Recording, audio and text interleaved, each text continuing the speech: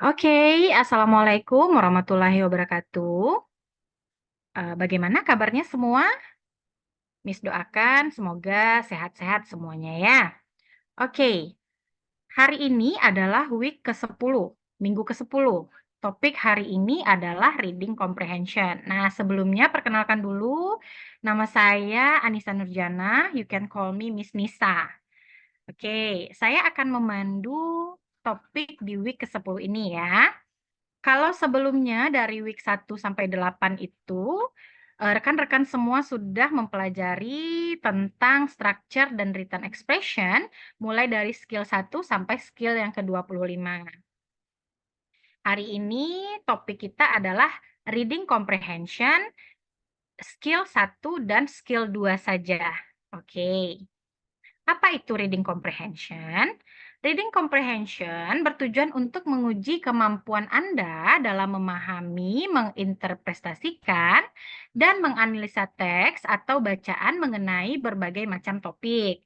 Nah, biasanya dalam reading comprehension TOEFL itu ada 5 sampai 6 teks. Nah, panjang bacaannya itu berapa sih kira-kira? Sekitar 200 sampai 450 kata biasanya. Setiap teks itu diikuti 7 sampai 12 pertanyaan. Nah, berapa jumlahnya?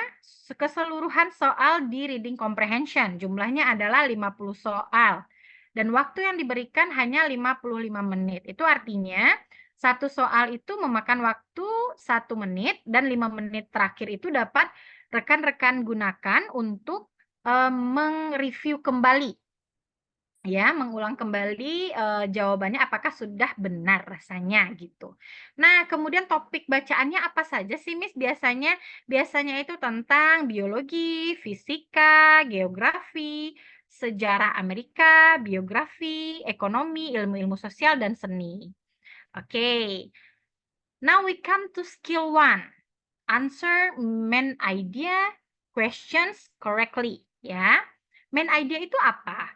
Main idea adalah gagasan utama. Jadi, tentang apa sih teks tersebut gitu ya.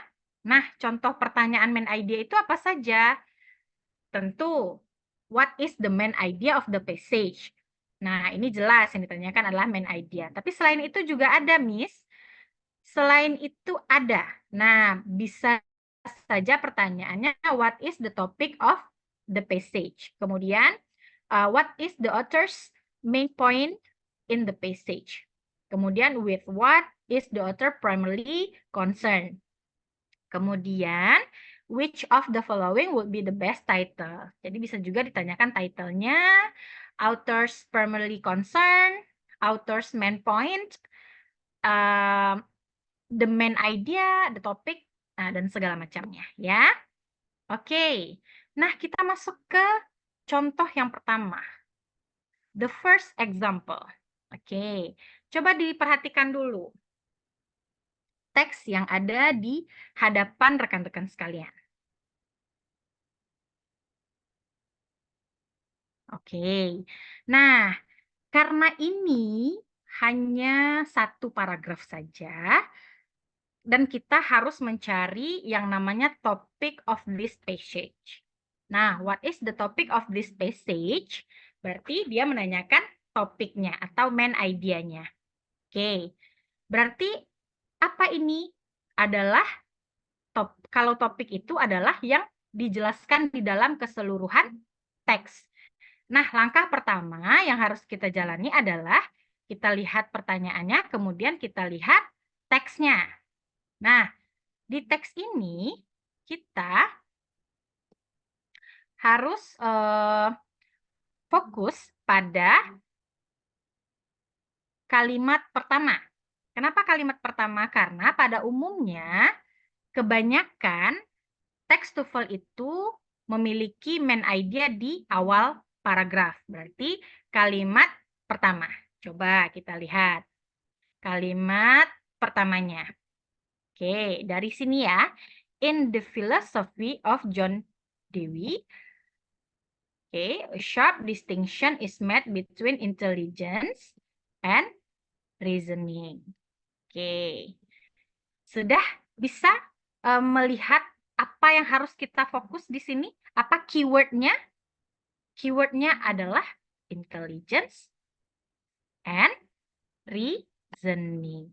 Nah, berarti harus ada dua ini dalam option yang ada dari A sampai D. Yang mana itu yang ada? Ada di option yang D.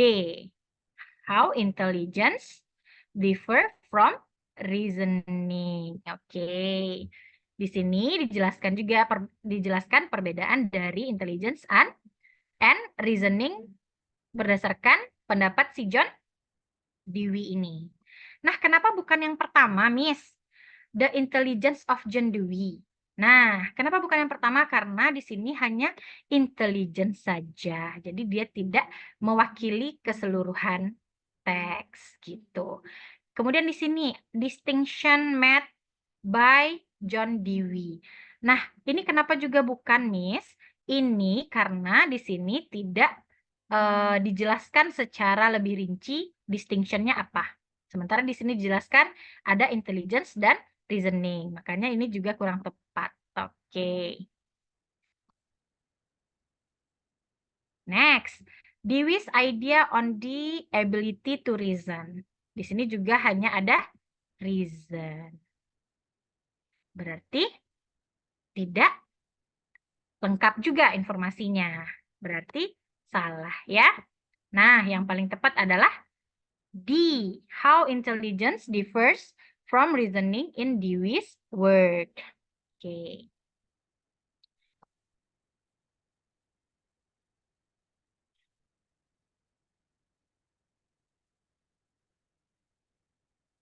Sebentar.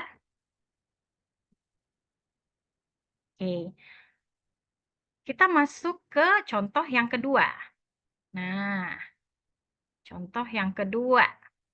Oke, silahkan dibaca dulu contoh yang kedua.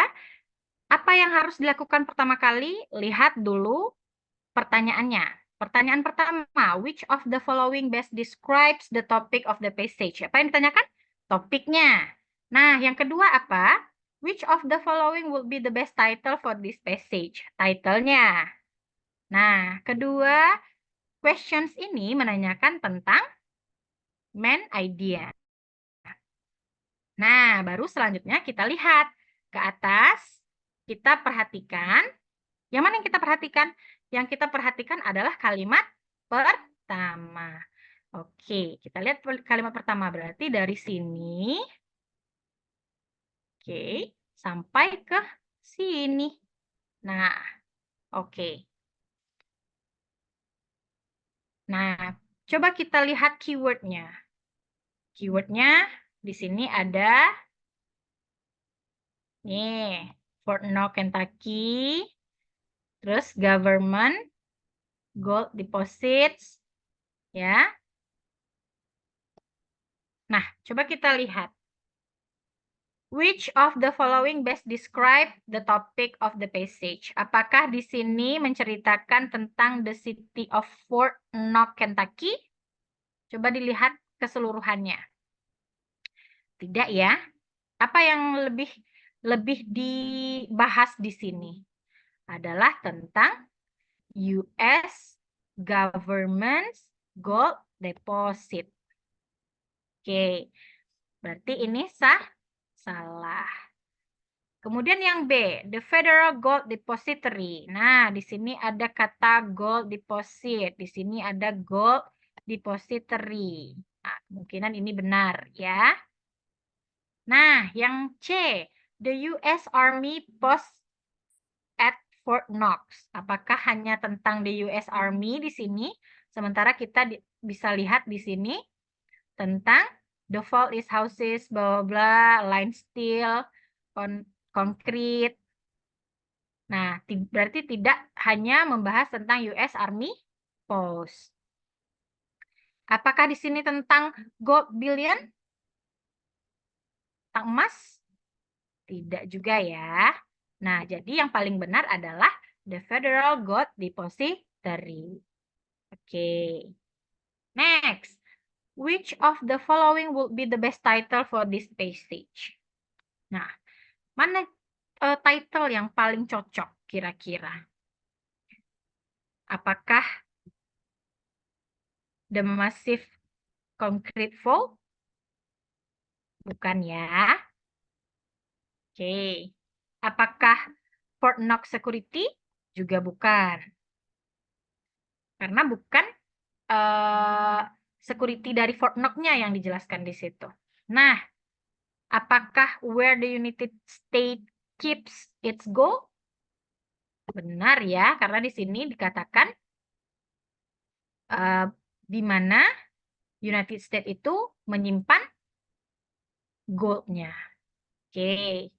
Kemudian apakah yang D? Kenapa D itu tidak? Visit to Kentucky. Di sini bukan mempromosikan tentang Fort Knox Kentucky ya, tapi menjelaskan tentang where the United States keep its gold. Oke, berarti ini salah juga. Nah, oke. Ini skill 1 ya. Miss harap semuanya sudah mengerti. Dan Miss rasa juga sangat gampang ya.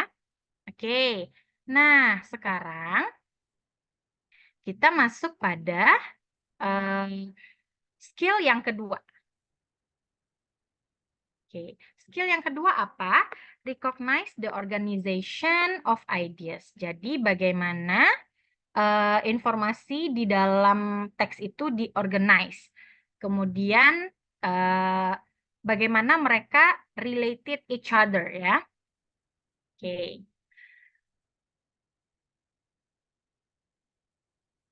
Nah, kita masuk saja ke contoh yang pertama. Oke. Oke. Nah, caranya gimana kalau untuk yang kedua ini?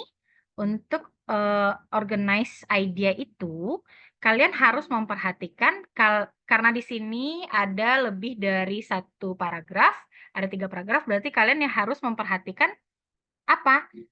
Masing-masing kalimat awal di setiap paragraf. Nah, apa contohnya? Oke, kita lihat di paragraf pertama. If asked who invented the game of baseball, most Americans would probably reply that it was their belief that Abner Doble did. Oke, yang kedua, Doble was given credit for this invention early, bla bla bla, sampai question of who invented baseball. Ya. Nah, selanjutnya di paragraf ketiga, today most sport historians are in agreement that Doble really did not have much to do with the development of baseball. Nah, berarti kita lihat di terakhir ini apa? Yang di terakhir itu adalah bentuk apa namanya? Refusion tentang apa yang dijelaskan di kalimat pertama dan di paragraf pertama dan paragraf kedua. Nah, berarti kalau misalnya jadi di atas itu di paragraf 1 dan paragraf 2. Nah, dipresentasikan idenya bahwa most Americans itu probably reply that Abner Doble yang menginvented the game of baseball. Nah, di yang paragraf 2 juga masih sama. Sedangkan di paragraf ketiga itu bentuknya adalah refusion. Gitu. Jadi yang paling benar adalah an idea is presented and then refuted. Nah, kenapa bukan yang pertama? Bukan yang B. A concept is followed by example. Apakah di kalimat 2 dan 3 itu adalah example dari kalimat yang pertama? Tidak, ya.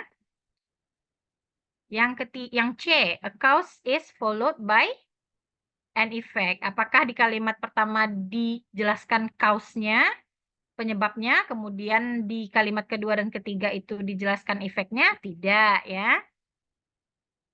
Nah, apakah yang D juga bukan? A belief is supported with reason. Nah, ini belief-nya ada di kalimat 1 dan kalimat 2. Tapi di kalimat ketiga dipatahkan. Karena sport historian menemukan bahwa si Dobli ini really did not have much to do with the development of baseball. Nah, berarti yang paling benar adalah an idea is presented and then refuted. Nah, oke. Selanjutnya kita masuk ke contoh yang kedua. Example 2. Ya. Oke. Nah, coba dilihat. Dilihat dulu di sini. Ini adalah teksnya. Kita baca dulu pertanyaannya. Pertanyaan pertama, how is the information in the passage organized? Pertanyaan kedua, click on the paragraph that supports the view that organizational conflict can be beneficial. Ini biasanya on komputer test ya. Nah, jadi kita disuruh mengklik nanti paragraf yang mensupport the view that organizational conflict itu memiliki keuntungan. Nah, oke. Yang pertama, silakan dibaca.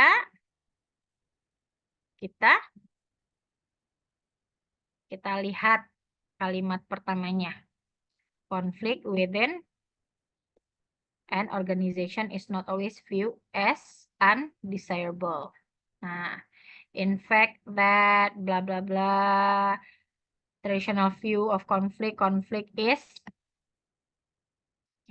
harmful to an organization. Nah,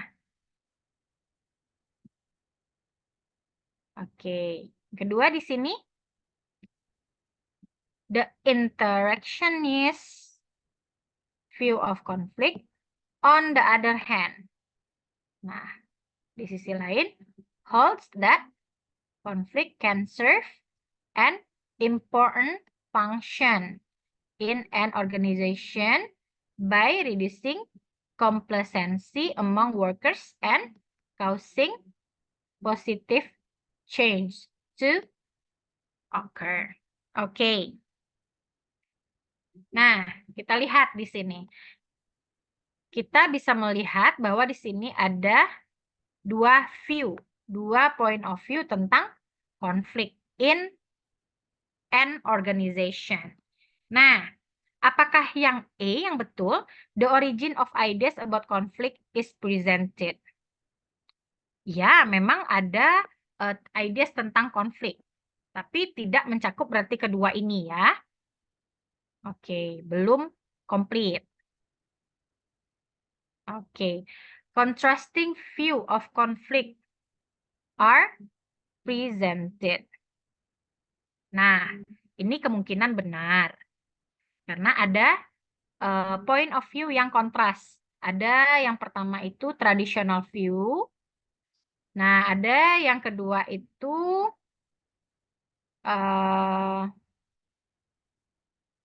interactionist view tentang konflik. Oke, kita keep dulu yang B ya. Kemudian yang C, two theories discuss the strength and weakness of their views on conflict. Apakah di sini ada didiskusikan the strength, kekuatan dan weakness, kelemahan dari the views of conflict? Tidak ada di sini, mereka hanya menjelaskan saja. Oke. Kemudian berarti ini juga salah ya. Oke. Examples of conflict within organization are presented. Oke, ada di sini contoh-contohnya. Oke, tidak ada juga contohnya di sini, sehingga yang D ini juga salah. Yang paling benar adalah B. Contrasting view of conflict are presented. Jadi view yang kontras. Kita bisa mengunci jawaban kontras itu di mana? Karena di sini ada kata-kata on the other hand. Ya, di sisi lain gitu ya. Pandangan lain. Nah, kemudian klik on the paragraph that supports the view that organizational conflict can be beneficial. Nah, paragraf yang mana yang mensupport view that organizational conflict itu can be bermanfaat gitu. Nah, kita lihat di sini ya. Nih, causing positive change. Ya, that conflict can serve an important function. Berarti bisa kita simpulkan bahwa